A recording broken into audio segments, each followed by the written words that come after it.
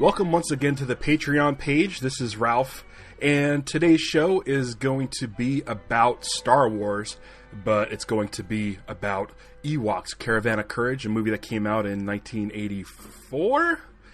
And I'm going to be joined by some very special guests. But before I get to that, I just wanted to let you know that all the proceeds for the Patreon page this month will be going to UNICEF to help hurricane relief in Puerto Rico. So for those of you that have already joined, you're already set to go. For all the new people that have joined because of this, welcome, and you have access to every episode that I've posted so far. I hope you enjoy them. This will also give you access to the episodes that are coming this month. That's if you use the $2 one. Speaking of this month, I have, I think, 4 episodes planned. And it's kind of time sensitive, like today's episode. My guest, who I'll introduce in a second, had to watch the movie before we can start recording. That goes for, we have another James Bond episode coming up. I'm hoping to do a Green Lantern episode, which is going to be a lot of fun, and it's going to be really interesting, because what we're going to be talking about as far as Green Lantern goes. And I have another show in which I reached out to a guest. I'm hoping to get them, because I know that'll be an awesome show. Before we get started today, let's do some shout-outs. First up is Illyrio. We all know Illyrio. He does the Potential Cast, the Redemption Cast, and most recently the Chunky Runner Show. You can go to chunkyrunnershow.com, and Illyrio let me know that there is a new food section on the website. He's posting recipes now. I haven't looked at them yet, but as soon as I'm done recording, I'm going to go check those out. That's the chunkyrunnershow.com.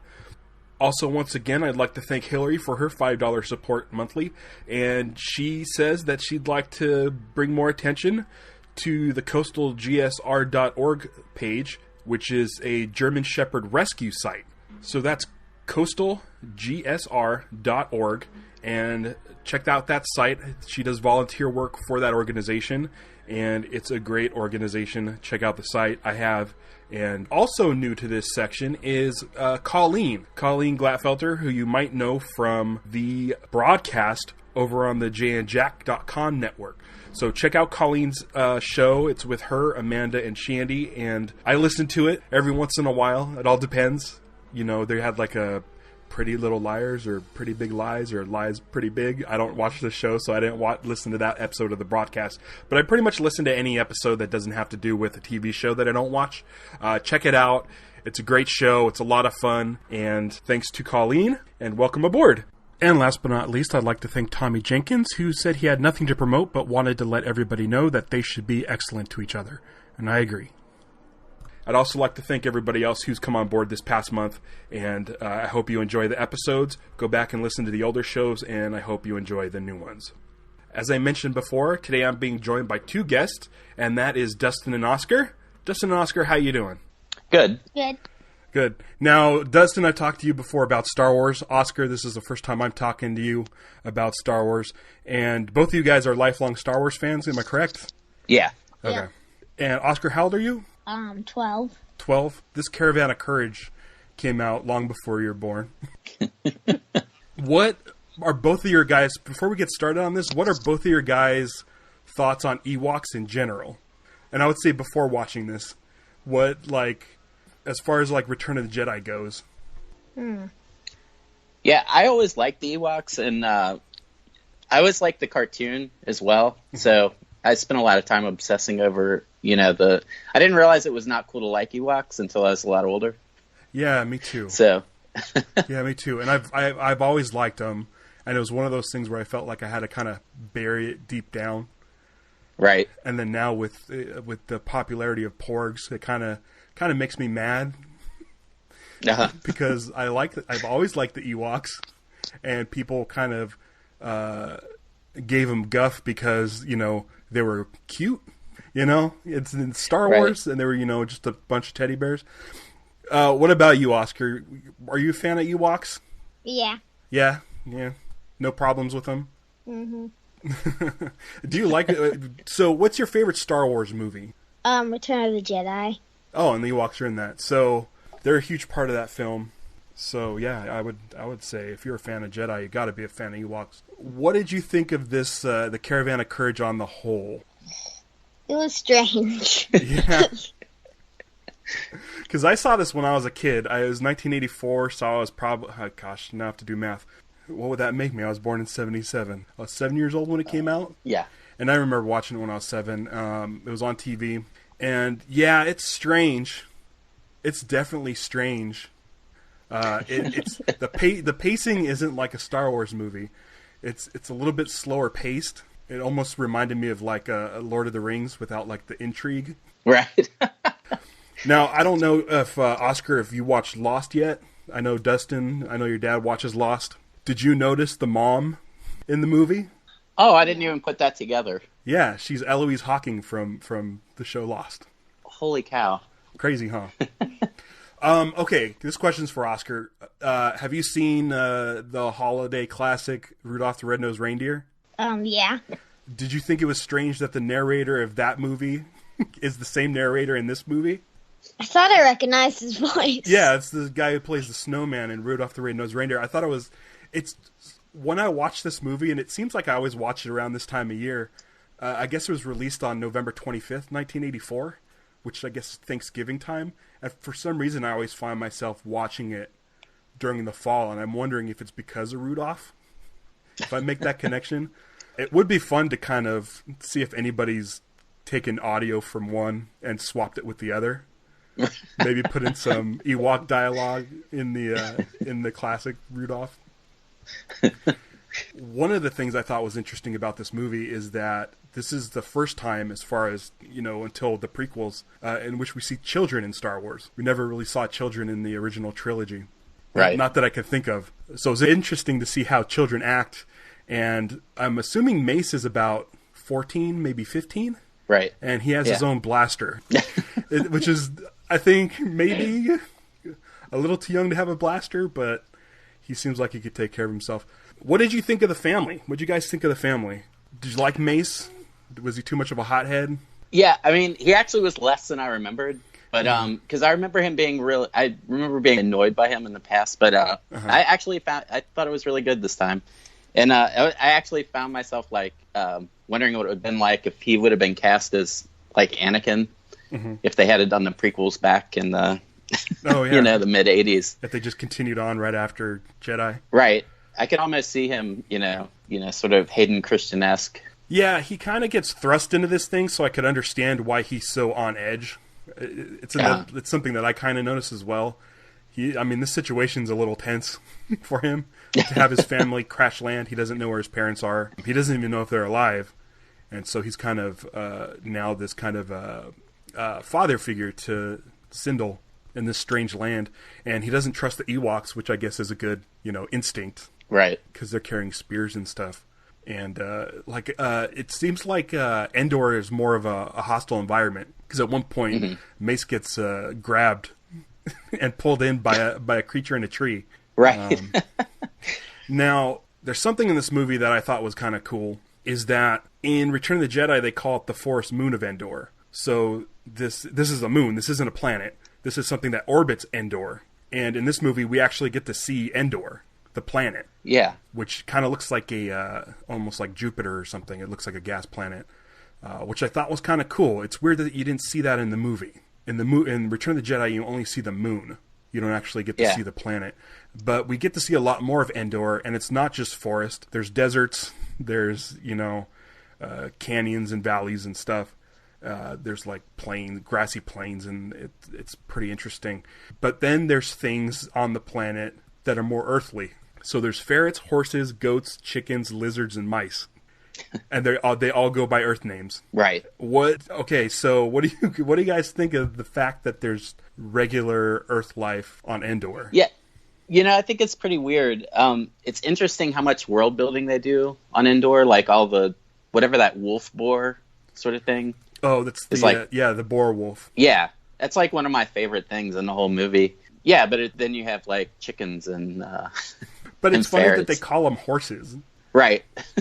And lizards. It's funny that you don't see any of those in Return of the Jedi. Yeah, but I guess on Dagobah you have snakes. Right, yeah, and I think there's like even an iguana. Yeah, I don't know if they call them snakes. So this is the first of two movies. I think it's the lesser of the two. I don't know the last time you saw Battle for Endor. Yeah, it's been about the same time. Yeah. I mean, probably like the mid-90s. I think maybe we'll have to come back and check that one, maybe in a while. Yeah, for sure. But I'm actually really curious to see that one now. Yeah, it's more action-based. It feels more like Star Wars than this one. And Wicked's English gets a lot better, which is really strange. Oskar, you crash land on Endor, and you meet up with the Ewoks. Would you immediately become friends with them or not? Probably become friends with them. Yeah. Do you think this takes place before or after Return of the Jedi? I couldn't figure out a timeline on this one. Yeah, that seems to be up for debate. I mean, it seems like it would have to be after. Yeah. Maybe. As this is not about defeating the Empire. So. Yeah. There's no trace. There's no trace of them. And they also don't try to eat them. Yeah.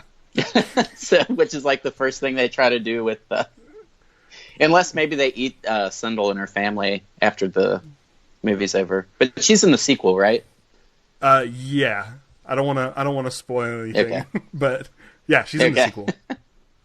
They're all in the sequel. Okay. For a time.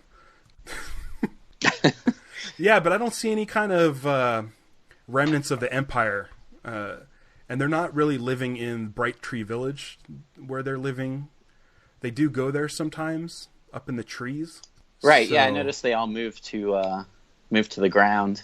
Yeah. So I'm wondering if this could be a prequel to Jedi, because maybe when the Empire shows up, then they move up into the trees to be safe. Yeah. Huh. I don't. It's a tough one to figure out. So we talked about the boar wolf. There's a couple of cool creatures in this movie. I think the boar wolf is my favorite too. There's also something called the rearing spider, which kind of looks like a regular spider that you would see on Earth. I don't know how many spiders there are in the Star Wars universe, but that looked like a spider web to me. Uh-huh. And I would probably look for some other way to cross that cavern before climbing along the spider web.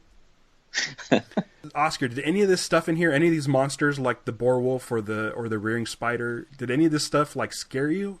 Was any of it scary to you? Was it pretty just silly? Yeah. Yeah. I think when I was a kid it might have scared me. I don't think I'm as sophisticated as the kids nowadays. But the boar wolves, there's a couple of things in here. The boar wolves kind of reminded me of the sort of rat dog creatures from Willow, as did the Wisties, which are these kind of fairy creatures. Right. And did you get any kind of Willow vibes from this? Yeah, and I haven't revisited Willow in a long time. So Oskar, you haven't seen Willow? No. Do you know what it's about? Have you heard about Willow? No. So it's a movie that George Lucas produced, and it's directed by Ron Howard, who's directing the Han Solo movie. And it's mostly has like kind of more like Lord of the Rings. There's like swords and knights and dragons and stuff like that. But there's some creatures in there that are kind of similar. Almost, I would say the Wisties, which are the kind of the fairies in this movie, look exactly like the fairies in Willow. And I think I don't know, I looked this up on Wikipedia because I looked up the Wisties, and according to Wikipedia, their diet consists of actually eating giggles. Now, I know the kids are saying that they're eating the giggles, but I gotta be honest with you, I don't think they're actually eating the giggles. And if they do eat the giggles, I want to know how that works. Is it molecules? Is it something else?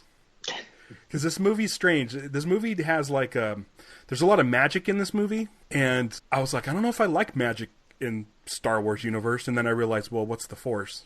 You know, if it's not mystical. Right. What did you think about the Wispies and Logray's use of magic? And like, there's like a magic pond in it that traps Mace for a little bit.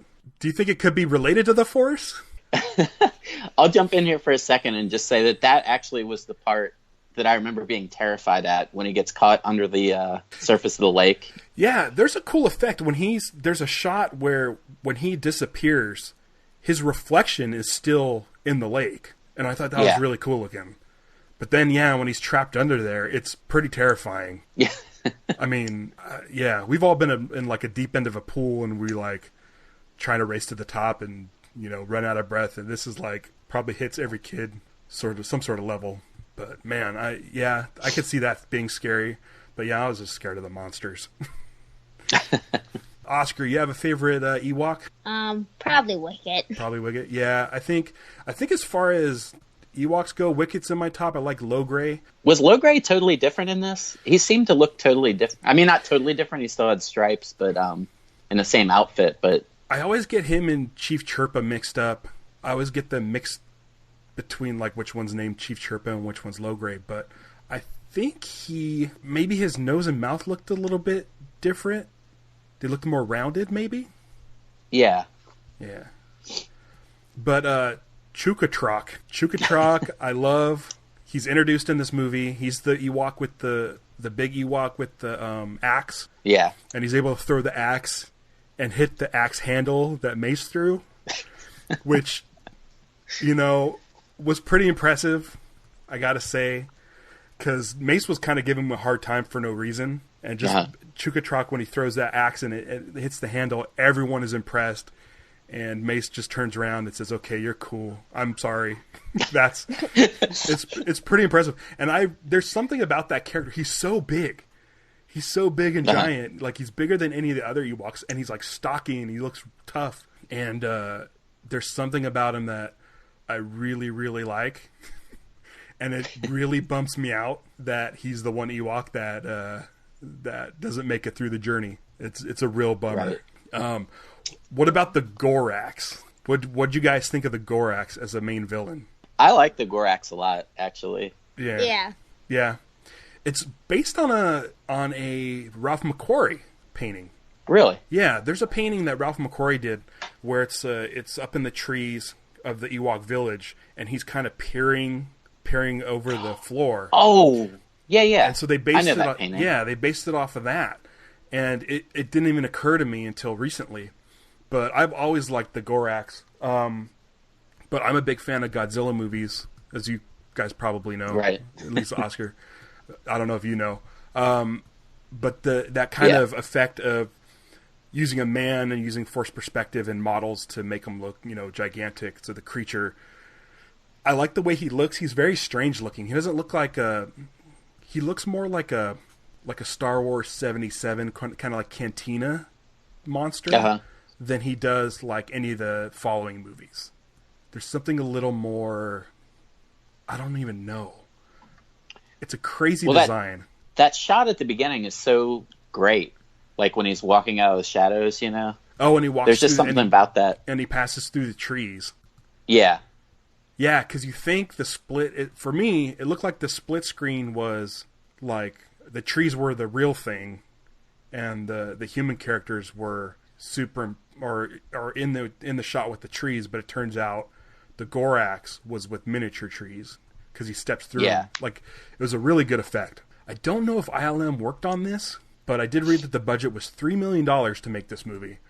And it looks like they shot the majority of it around Central California. Because of those rolling hills. Looks almost like, once you go like outside of San Francisco, you get kind of those gold rolling hills with the green bushes and stuff.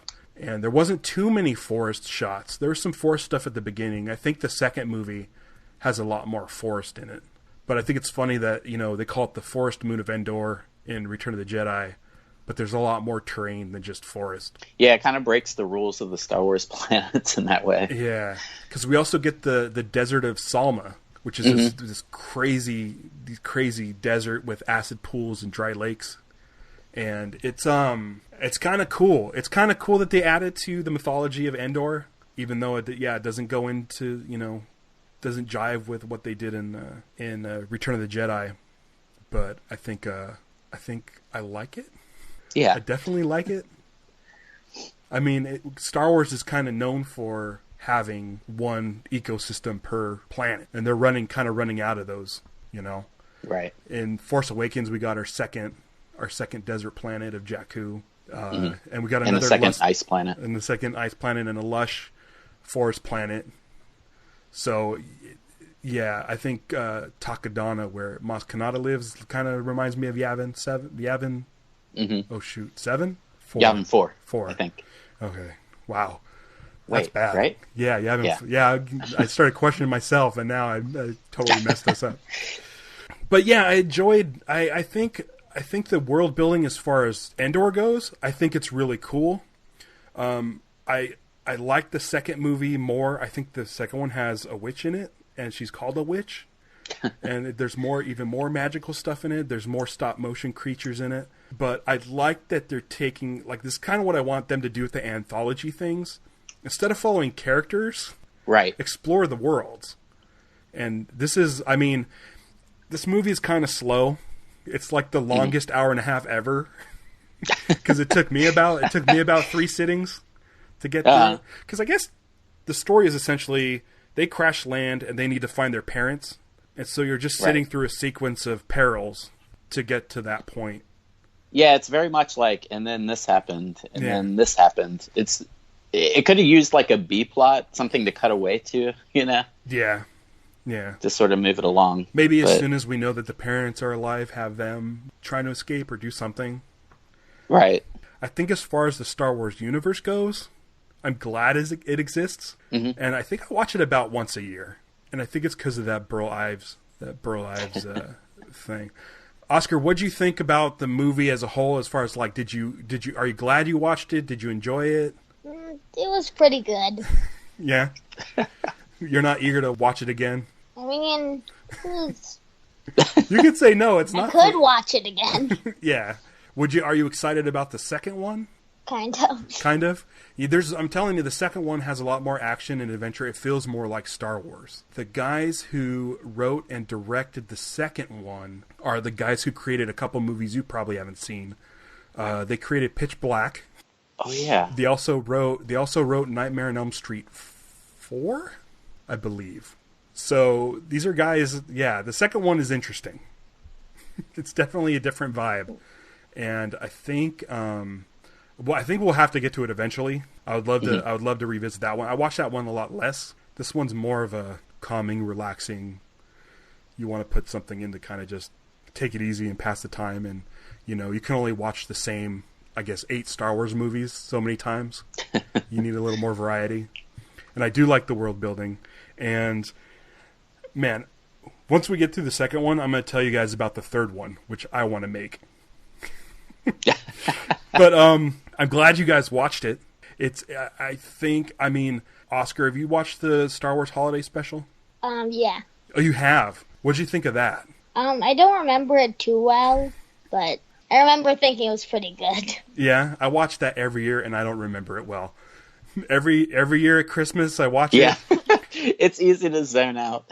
I watch it, I'm like, oh yeah, B. Arthur sings in this one. Oh yeah, the chef with the forearms. Do you like the holiday special more than the Ewok adventure, the Caravan of Courage? Not sure. Yeah. We'll have to rewatch that one again. Well, the Caravan of Courage has one thing for it. At least the quality of it is, I think, a little bit better. I think the special effects, and it doesn't look like it's shot on video. It looks like they actually shot on film and stuff. I think some of the sets are pretty cool. I think production-wise, it's interesting to look at. A lot of the holiday special kind of had like sets that weren't very Star Wars-y, I would say.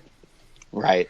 And some of the creatures and stuff, like the dancing creature in the hologram, didn't look very Star Wars-like. But or Jefferson Starship. Or Jefferson Starship, yeah.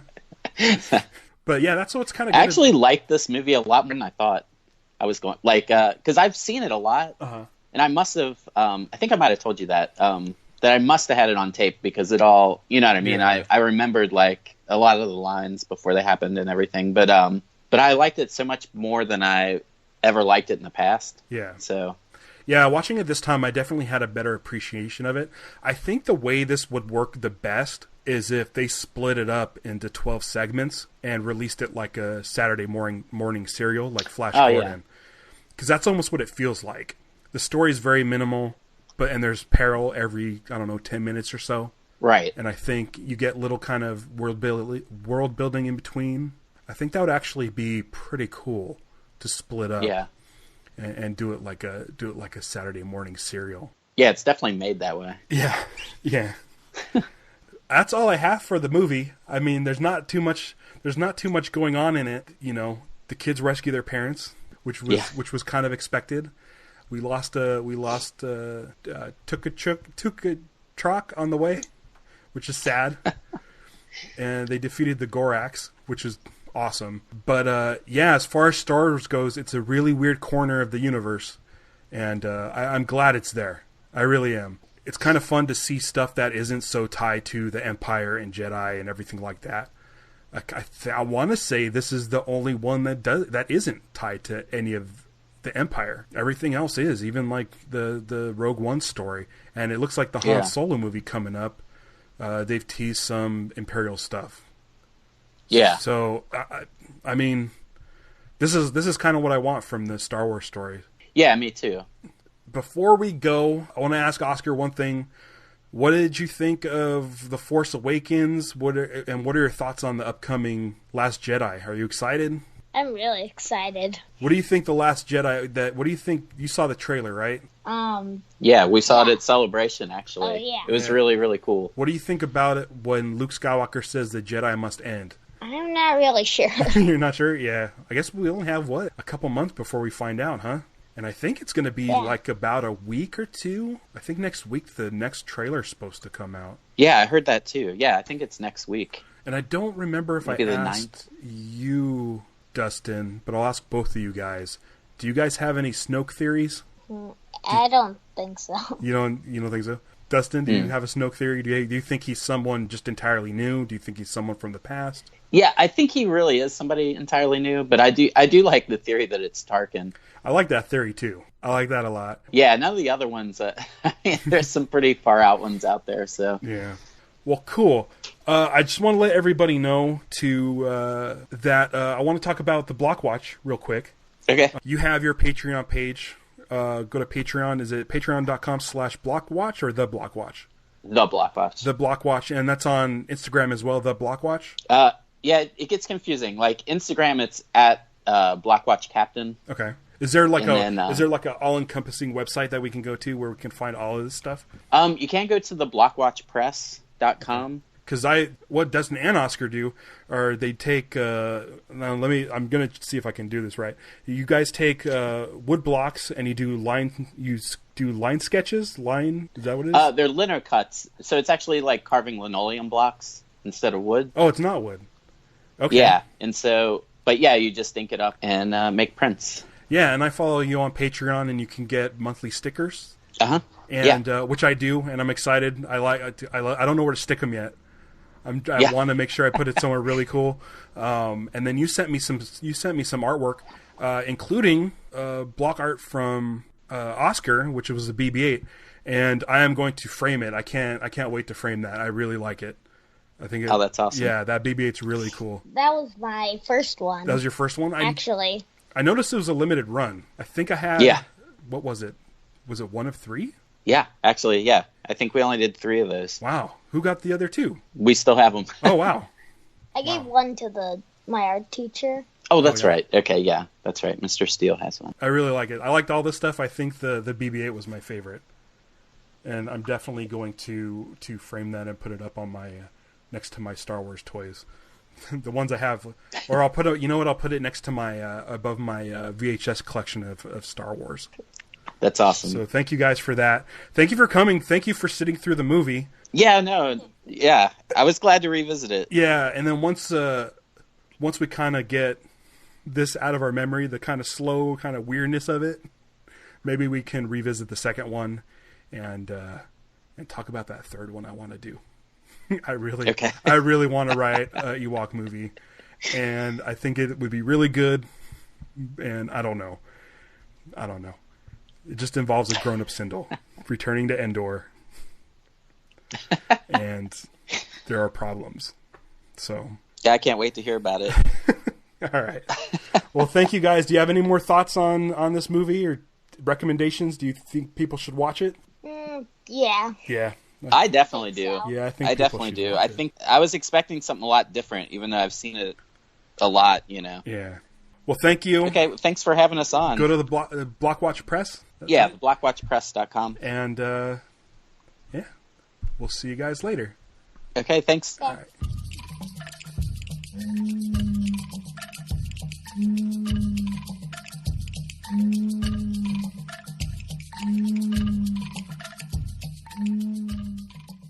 Copy that we were watching was not, you know what I mean? It was just sort of poor quality. Uh-huh. I don't think kids are used to watching movies that aren't like crystal clear. Yeah. So Digital. right. HD, CGI. Yeah. But I really did I'm actually wanting to watch it again already. Just Really? just sort of like, yeah, I really did like a lot of the weird world building stuff in it. It's almost like having new Star Wars. Yeah. And it's weird that it still exists. It's still out there. And Lucas released it on DVD. I think he released it on DVD before even putting the original trilogy on DVD. Really? See, I thought that, I didn't know this ever even got a DVD release. Yeah, it was a double disc, or it was both on one. Oh, nice. Yeah, it's really strange, but yeah. I'll get you that CD. I love the music from this movie. I like that it doesn't sound like Williams. Yeah. Well, there's some part where they incorporated part of like the the Ewok theme, yeah, when he's got the horse toy and he's saying star. Yeah. Star Pluto. We were yeah, we were cracking up at that. Yeah, and she said that's a horse. Yeah, I'll get you that soundtrack. I'll do that right now, and then I'll probably post this tonight. It'll probably be ready to go tonight. So yeah, thanks again, guys. Yeah, thank you. Yeah. All right. All right, talk to you soon. All right. Bye. All right.